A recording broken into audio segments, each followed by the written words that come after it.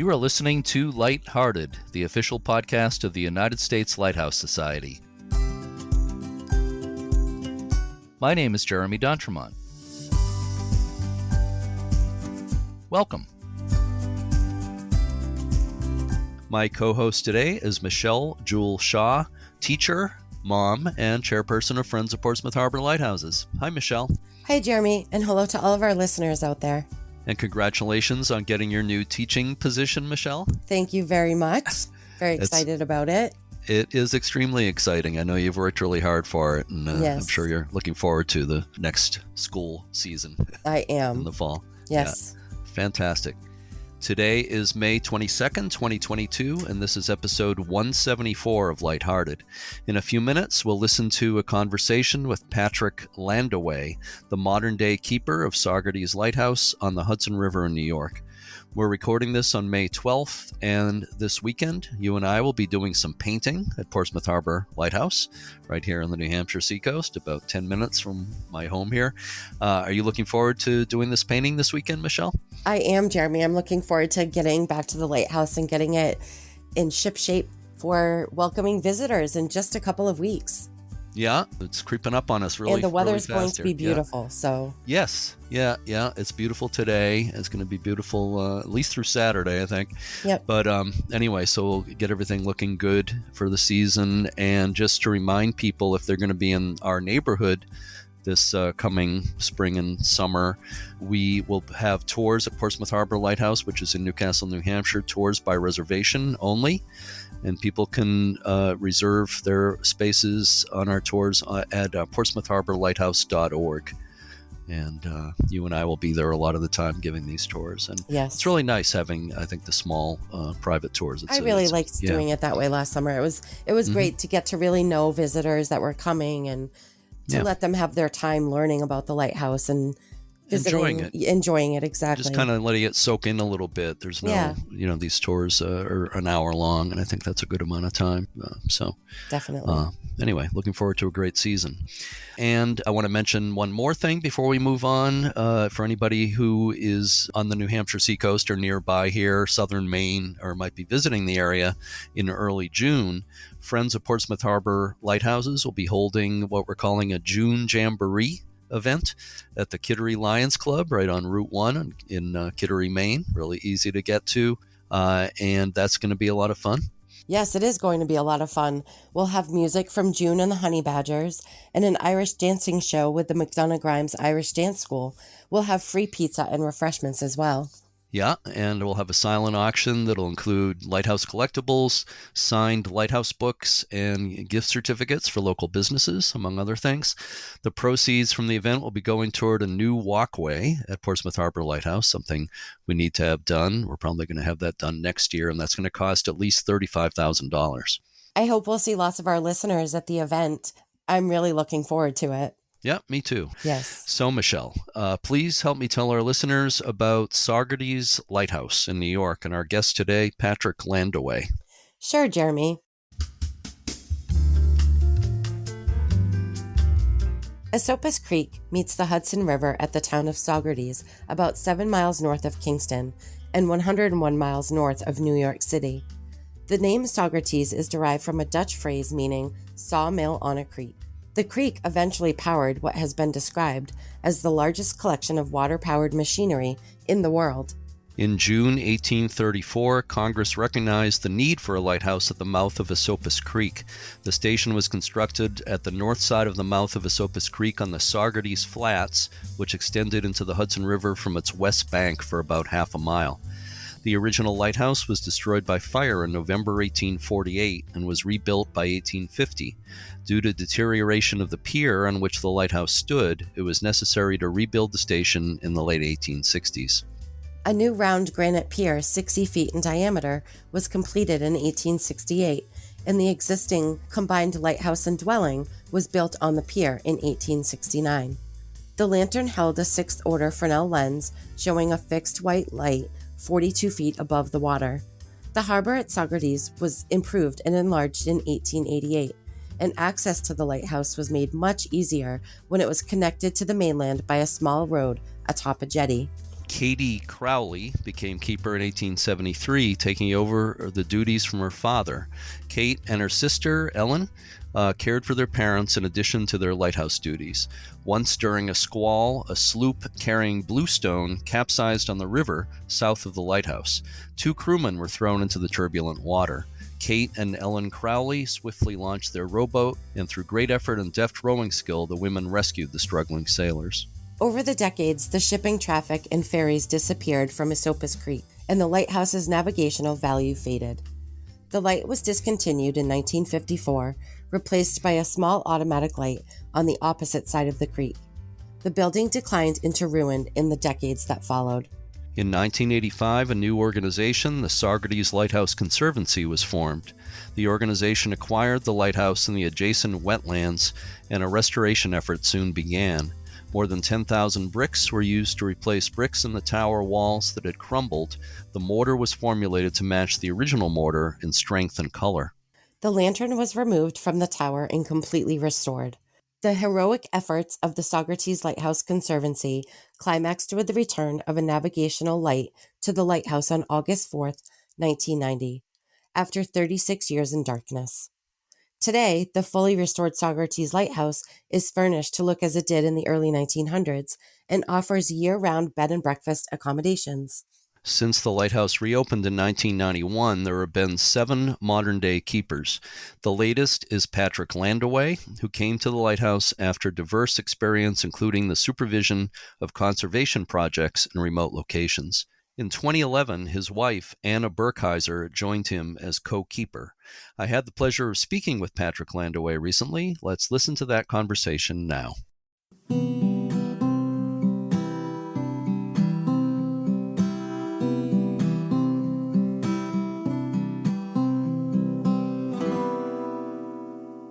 I am speaking today with Patrick Landewe, who is the modern-day keeper of the Saugerties Lighthouse in New York. Thank you so much for being with me today, Patrick. I really appreciate it. My pleasure. So I visited there back in September 2008. It's really hard to believe it was 14 years ago, but I had a great time when I was there. I was working on a book at the time, and you showed me around, and I really appreciate that. So thanks again for that. Before we discuss the lighthouse and its history, I'd just like to talk a little bit about your background. It's my understanding that you have a master's degree in American Studies from St. Louis University. Do I have that correct? That's correct. Okay. And how did you get involved with the lighthouse? A very roundabout way. I first came to the Hudson Valley to work on the Clearwater, which is the replica sloop that sails up and down the river doing environmental education. That was really the emphasis of my American Studies degree. So I took an interest in their program and came here to check it out and was working on the winter crew. At the time, the sloop would come to Saugerties, to the old marina for their annual winter maintenance. I just happened to be around when the keeper position became available and jumped at the chance. So I jumped ship, so to speak, and landed at the lighthouse. Yeah. And it's been 20 years now, right? Not quite 20 years. It's, I think it'll be 17 years this summer. I started in 2005. Oh, okay. And you live in the lighthouse, you and your wife and son, is that right? That's correct, 7-year-old. Yeah. And you're actually speaking to me from the lighthouse right now. Do you live there year round? That's right. We have quarters just off the kitchen on the first floor inside the lighthouse. What was originally more of a formal sitting room was converted to a bedroom for purposes of the bed and breakfast, which we operate inside the lighthouse. Yeah. And the B&B, is that operated year round or not? Yes, we take guests every season of the year, even in winter. We clear the path with the snowblower so people can still hike out here. And we get a fire going in the old-fashioned stoves to heat up the parlor and the upstairs bedrooms. Mm-hmm. Cool. Yeah, we'll talk more about that in a few minutes about the what's actually there for visitors, more about the lighthouse. But what else does your job as a modern day keeper entail, would you say? Yeah, they call us lighthouse keepers, but the job is more like innkeeper, Hmm. as well as groundskeeper and caretaker. We operate the bed and breakfast and keep up with a lot of the routine maintenance that the old building like this requires. And then there's the half-mile access trail that we're constantly tending, keeping open for the public. So a Yeah. little bit of everything. It's kind of a jack of all trades type of thing. Yeah. Now remind me, the light itself in the lighthouse, is it a private aid to navigation? Is that what it's considered? No, it's a Coast Guard aid to navigation It is. Okay. that still appears on navigational charts. Once a Mhm. year, they come out and check the equipment, or if there's an issue, we call them. We're right next door to the aids to navigation team they have their station here on in the Esopus Creek, right next to Mhm. us.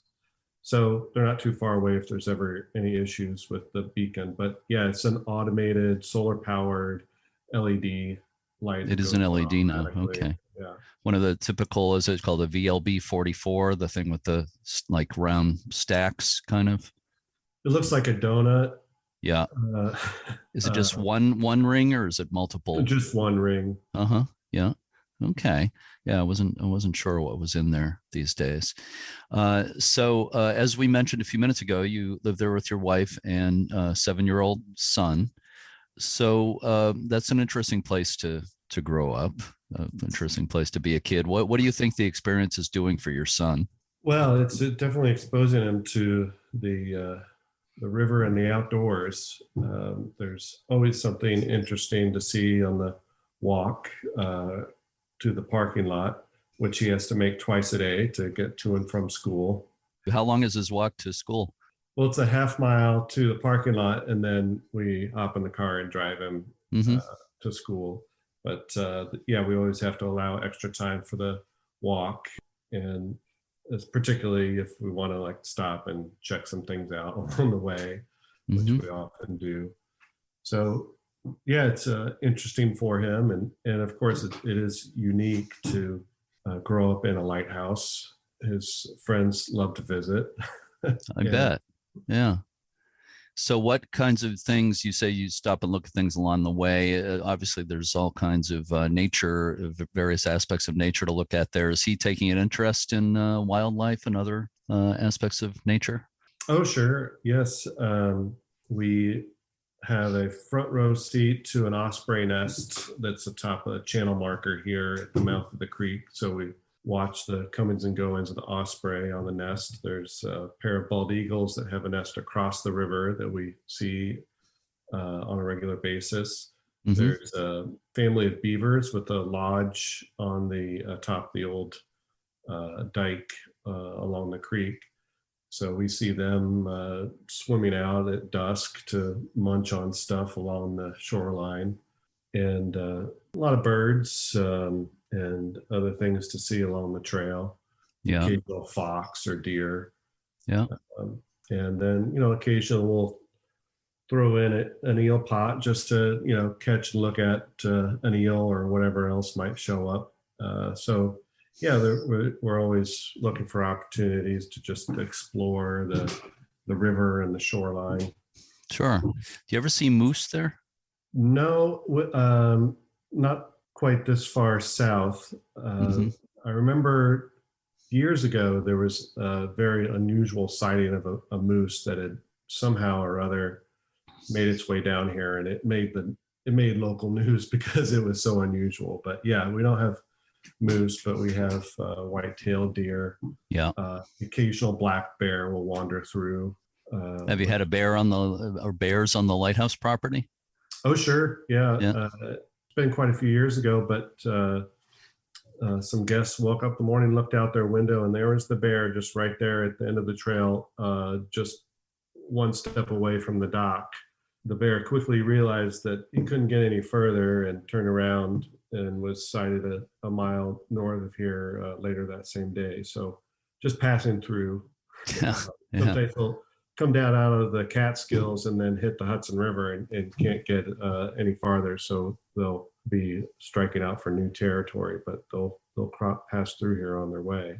How about otters? You have any of those around there? It's been years since I've seen an otter, but what's been most unusual until recently was there was a harbor seal that had been hanging around here for a couple of years.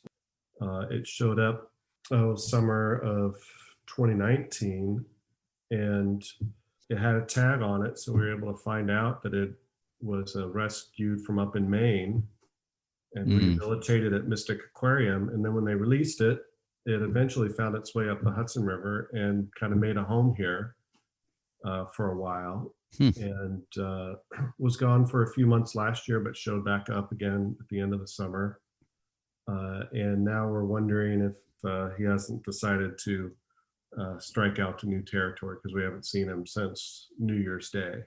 Yeah. But, he was a regular visitor here practically on a weekly basis, would come right up and very familiar with people. So very entertaining, splashing around and practically putting on a show for us whenever it appeared. So we're optimistic that he might show back up here again, maybe following the herring when they come up the river.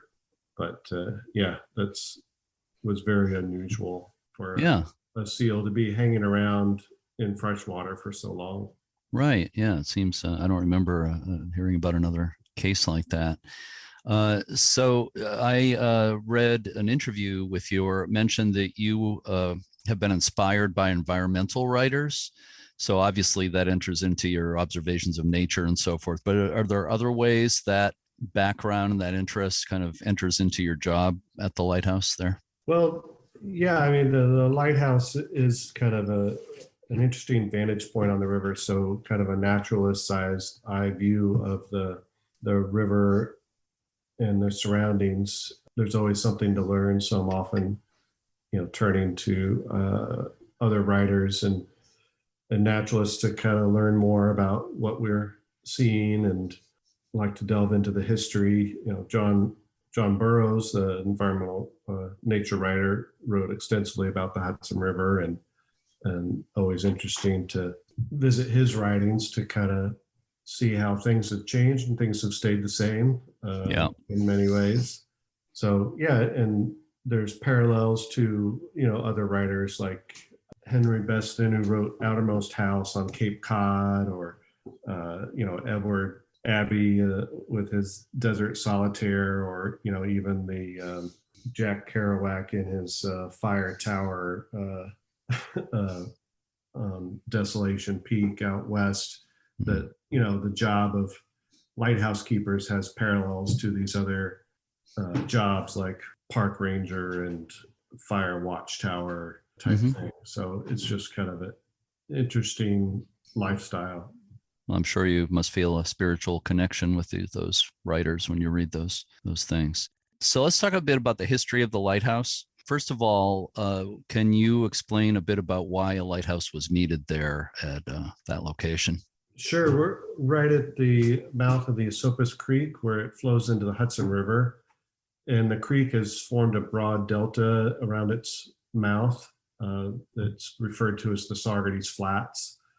So there's shallow water all around the mouth of the creek, which is a hazard to navigation on the Hudson River. So the lighthouse marks that shallow area for river traffic, and it also marks the entrance to the creek, which served as the harbor for Saugerties. And of course, the Hudson was a major waterway at its height. Can you explain maybe a little bit about why the Hudson River was such an important waterway? Sure. It's tidal for 150 miles of its length, so it was a natural port in that respect. But then once the Erie Canal opened in 1825, there was a dramatic increase in river traffic, and that's when the lighthouse establishment started building lighthouses along the river, the first one being at Stony Point in 1828, and the other lighthouses following shortly thereafter. So the first lighthouse at this location came in the mid-1830s, just 10 years after the opening of the Erie Canal. Right.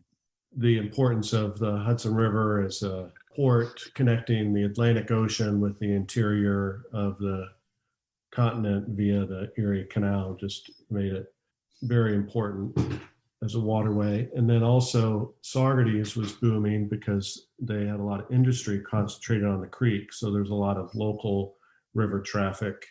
There was an ironworks, lead mill, paper mill. There's a lot of quarries in the area, quarrying bluestone. There was brickworks using the river clays to make bricks. So it was a busy little industrial village with a lot of cargo and passengers moving in and out of the creek. Mm-hmm. So let's talk a little bit about the station itself, the Saugerties Light Station. Was it a family light station? Was there like a single keeper living there with his family? Is that the situation there? Yes, it was built as a family station from the get-go. So it's always been, keeper and family. And often if a keeper became too old or passed away, often spouse or son or daughter would take over, and which occurred in several instances. Including Katie Crowley, right? Was a woman keeper for a while. Correct. We had two women keepers. The first was a widow who took over from her husband. She lived in the first lighthouse at this location for several years. And then Kate Crowley, she was just a young girl when her father became blind from cataracts. So she started doing his job.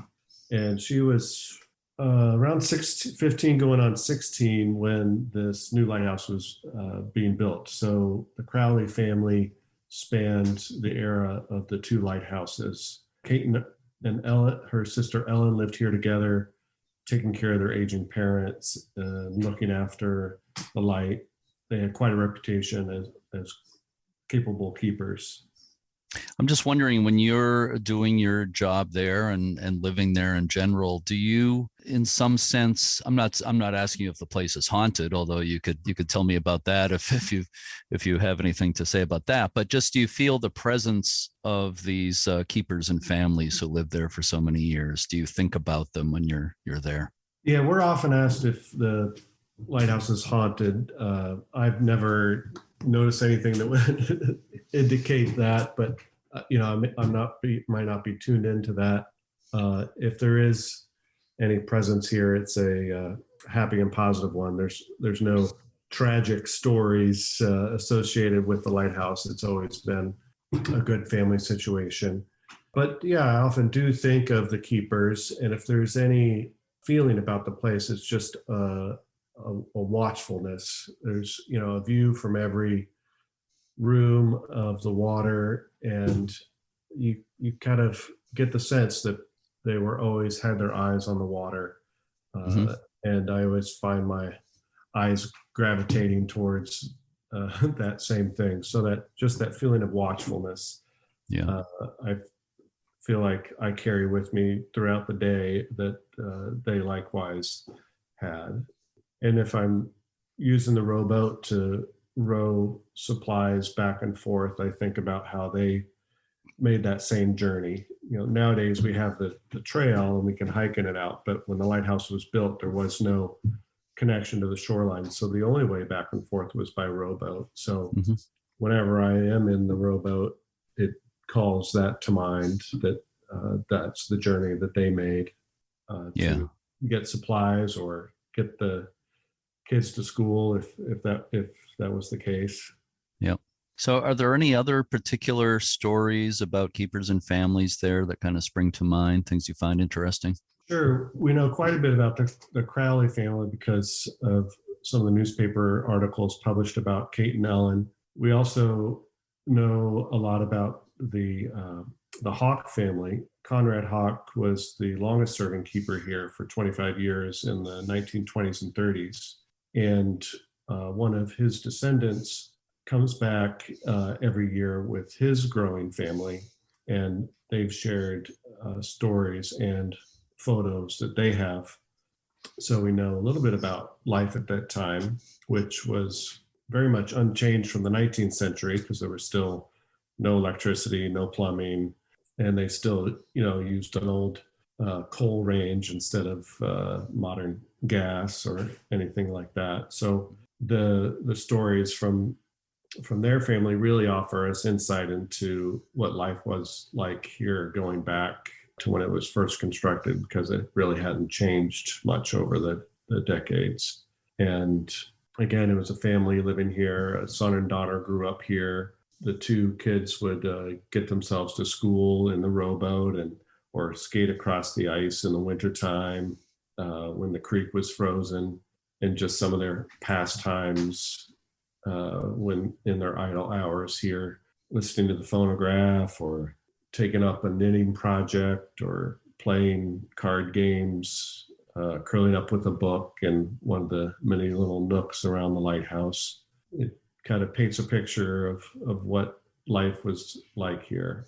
I remember the name Conrad Hawk, the keeper there, also from, I believe he was at, if I remember right, I think Peck's Sledge Light in Long Island Sound near Norwalk, Connecticut for a while.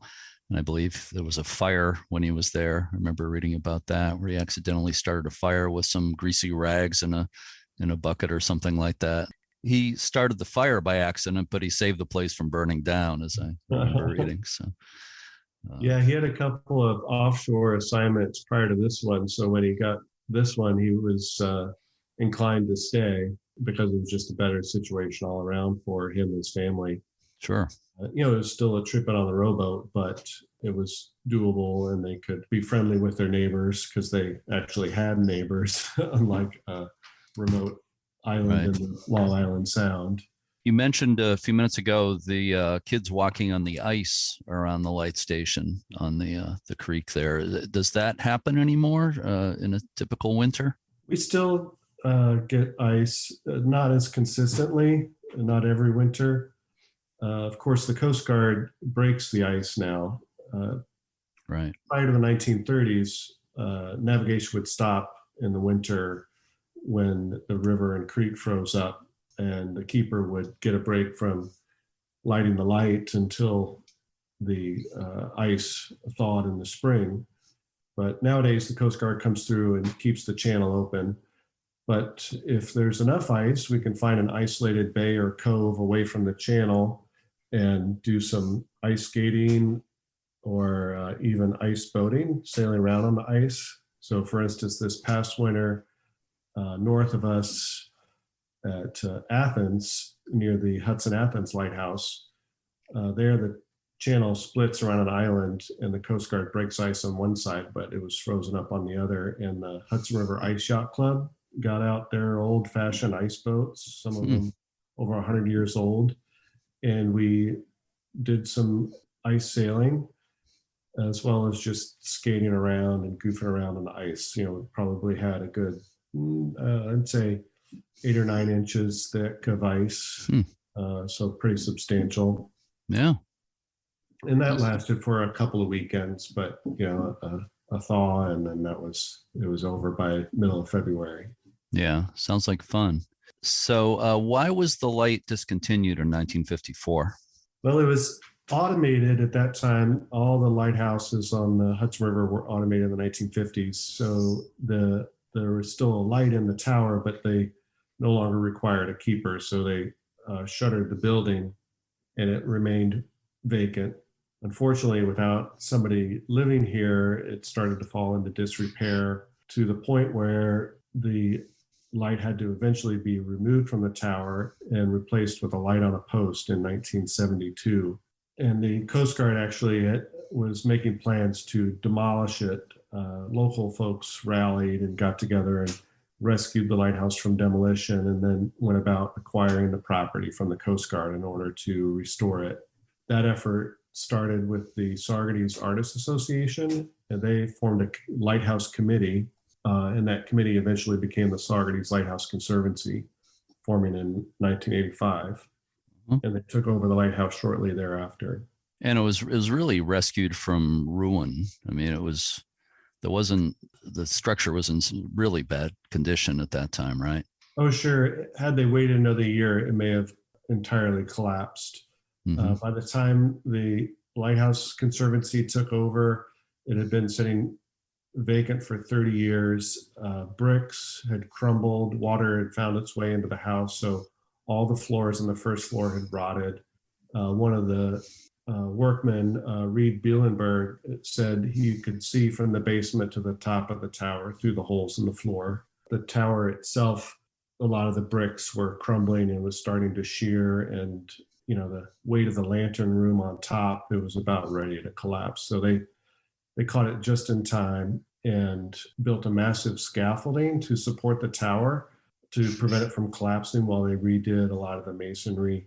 And it took 4 years to do the major structural work and several more years to do the interior woodworking, plaster, and painting to bring it back to livable condition. So the work really got underway about 1986, 1987. And by 1990, it was in good enough condition that the light was reinstalled in the tower in August of that year on National Lighthouse Day. So it was rededicated as an aid to navigation. And then it was a few more years until the bed and breakfast opened after they finished all the interior work. I don't know if you can give a percentage or anything like that, but would you say that is most of the building that stands there today, would you consider most of it a reconstruction rather than a restored building? Well, they salvaged as much of the original bricks and reused them, but nonetheless, they still had to use 10,000 new bricks. Mm-hmm. Those are hidden on interior walls. So from the exterior, it's 90 to 99% original brick from the exterior. Mm-hmm. And most of the original window panes are still, it's all the original windows. A few had to be reconstructed. Again, all the floors on the first floor had to be replaced, but in the upstairs bedrooms, those are the original floors. So I would say overall, it's probably 75 to 80% original, but there was quite a bit of work that had to go into bringing it back to a livable condition. Sure. Well, it looks fantastic. The big lesson they learned was that it needs to be lived in to be properly maintained. So that's a big reason for the bed and breakfast, so that somebody is always here to keep an eye on things and prevent it from relapsing, so that a leak doesn't stay a leak. And of course, the bed and breakfast provides a steady source of income for all the maintenance costs that an old building like this still requires. Sure. Well, it seems like anywhere where lighthouses have been converted into, overnight accommodations of one kind or another, they've pretty much been successful. People seem to really love them. So I'm glad somebody decided to do it there. It was a perfect idea for the place, and it seems to have worked out really well. Let me ask you your opinion on something, or not so much your opinion, is probably what you've observed there. But has climate change affected the lighthouse much so far? And if so, what has been done or is being done to kind of combat that? Yeah, that's the biggest challenge that we face in terms of historic preservation. Two most obvious examples are Hurricane Irene and Superstorm Sandy. During Irene, we had water up to the front doorstep, and Sandy, which came the following year, we had 6 inches of water on the first floor. We stayed here during both storms, so we were able to keep an eye on things and get things out of reach of the water and be here to mop up afterwards and get things back in working order as quickly as possible. But that really showed us what the future is for the lighthouse, is that we're going to see more storms like that in the foreseeable future. We're affected by those massive storm surges that come up the Hudson from the Atlantic with these major hurricanes. So we're adapting the property. After Sandy, we were able to get some funds that became available for historic properties damaged by the storm. So we were able to replace a breakwater that protects the seawall and add some additional riprap to the adjacent island. Our dock was also long suffering from getting hammered by these repeated storms, as well as ice damage. So we replaced our dock.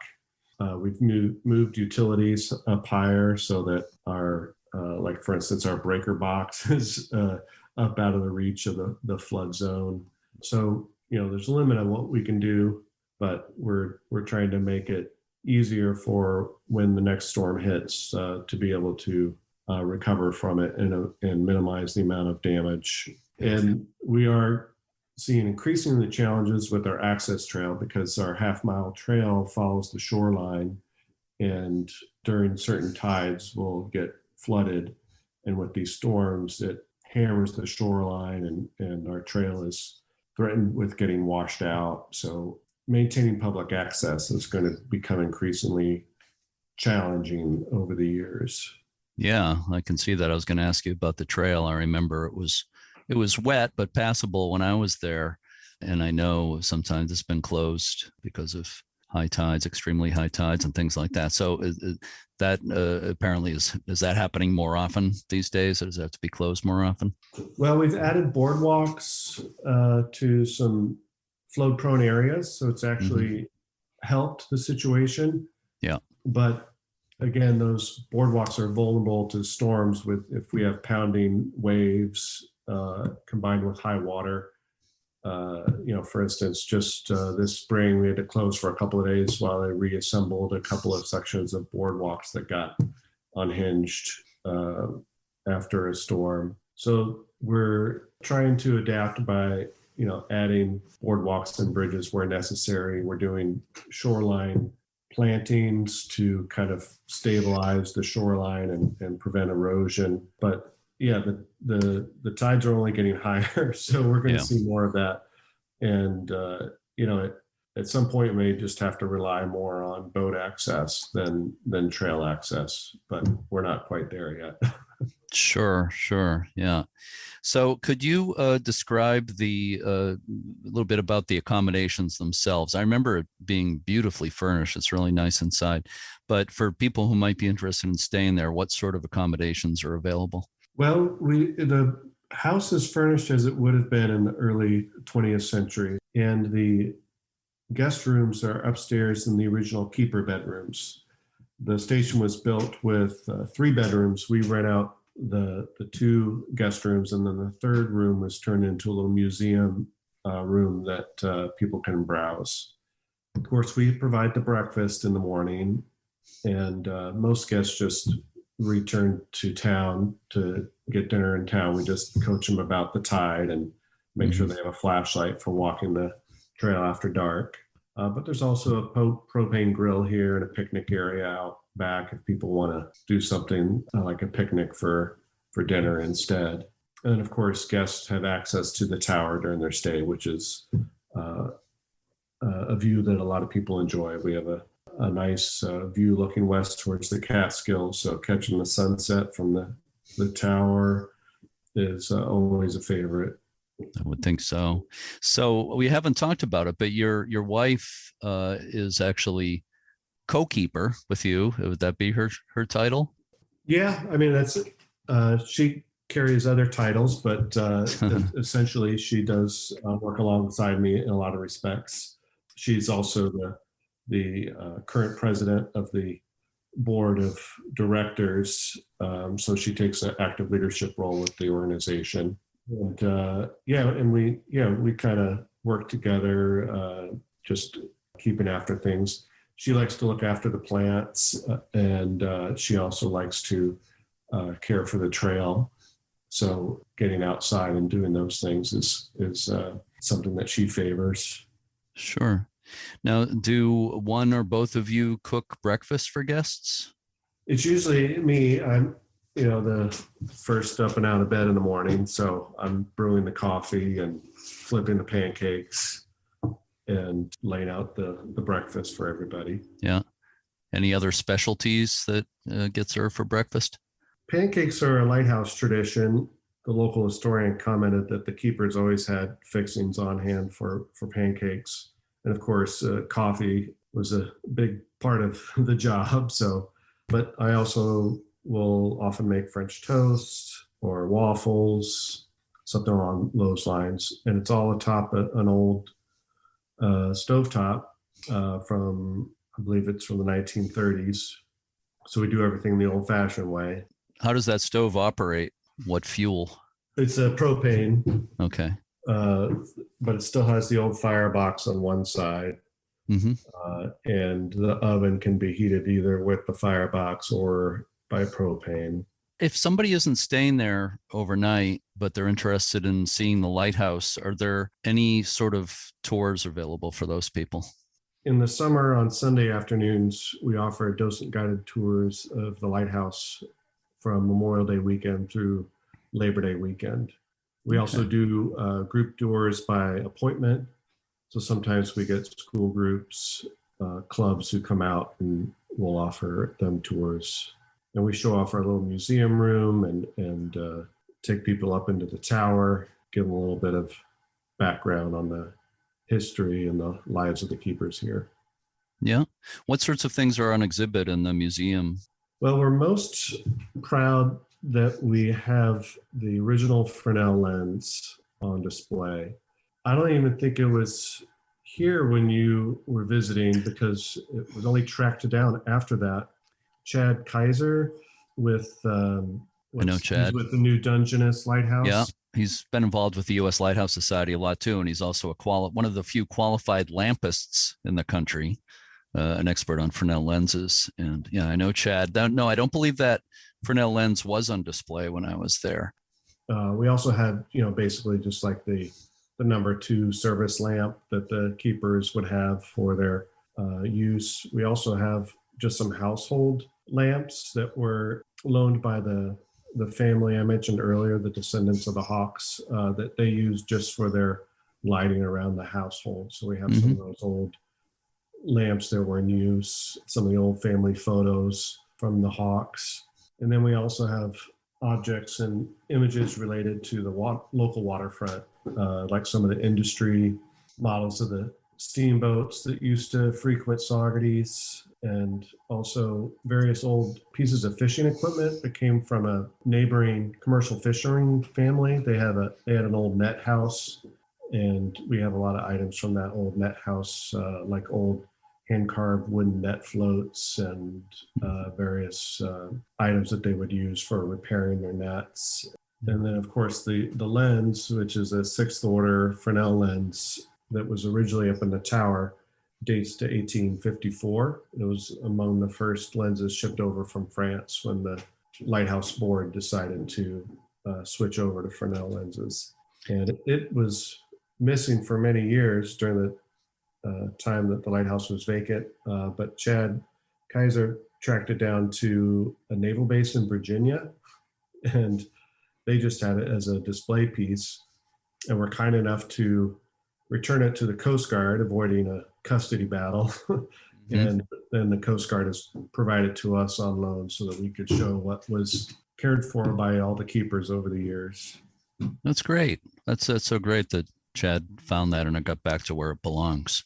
So one thing I was reading about lately was that something about some outdoor performances done by what sounded like a really interesting theater group at the lighthouse. Can you tell me about that? And is that something that will be happening again? Sure. Arm of the Sea Theater is a local mask and puppet theater group that does a lot of work throughout the Hudson Valley, doing environmental education and historical education around the river. And we partnered with them a few years ago for our 150th anniversary of the lighthouse. And they developed a show telling the story of the Crowley sisters entitled Keep That Lamp Trimmed and Burning. And they showed it several times here in Saugerties, and they're going to do it again this summer. They're developing a property here on the creek that they're calling the Tidewater Center. That's going to be their home base. They're often on the road and touring, but this will be their new performance and rehearsal space on the creek. And they're going to feature that same lighthouse performance, Keep That Lamp Trimmed and Burning, all summer long at their new space. So if people want to learn more about events that might be happening related to the lighthouse, but also about the accommodations, you do have a website, of course, which is SaugertiesLighthouse.com. Yeah, obviously they can Google Saugerties Lighthouse and find it pretty easily. Is there also a Facebook page for the lighthouse? Yeah, there is. It's more just a placeholder. We don't really keep up with Right. that. But my wife does post to Instagram Okay. fairly regularly. But people are going to find most of the news on our website. So it's obvious you enjoy living and working at the lighthouse. You enjoy researching the history of the lighthouse. Is there any chance you might be writing a book or planning to write a book on it? There's certainly enough material to make a book between just all the stories that we've come across from the history and just some of our own experiences. But yeah, organizing it and assembling it is a whole different process. But yeah, maybe one day. I hope so. Every winter, I think, oh, this will be the winter where I'll have some time. But often the weather makes other plans, and we get busy just keeping up with our regular chores and that sort of thing. Yeah, well, I can certainly understand that, but I think you're the guy to do it if anybody's going to write a book on the history of that place. So I'd love to see that. So I have one final question for you, okay? And this is for bonus points, all right? Okay, and that question is, what has been your favorite thing or favorite things about your association with Saugerties Lighthouse? Well, it's where I met Anna, my wife, so it's hard to top that. But I think both of us enjoy the community that we know on the river, the neighbors that we have up and down the river, the people that get out on the river and enjoy it. We all have this shared affinity with the water, and it's a huge part of our lives. So we've formed some great friendships that way, through the Clearwater or some of the other organizations that look after the river. Our friends that like to take out boats or go sailing. It's always nice to get an invitation to jump aboard their sailboat as they're, heading out for a little evening cruise or something like that. So I think that's probably the one thing that really makes it just a great place to be all around. It's, not an isolating location. There's plenty of visitors and some really good neighbors just a short walk away. Well, it's a really beautiful place. I enjoyed my visit so much. I hope to get back there. And I think you and your wife and son and the Conservancy are wonderful stewards for the place. It's a beautiful example of a lighthouse where people can stay overnight. There aren't that many of them. And yours is, I think, one of the prime locations for that. So thank you for all you do for the lighthouse. Thank you for spending this time with me today. And I hope I'll see you again there sometime. Thanks so much, Patrick. Sure. Yeah. Thanks for the opportunity to talk with you. And thank you for sharing this story.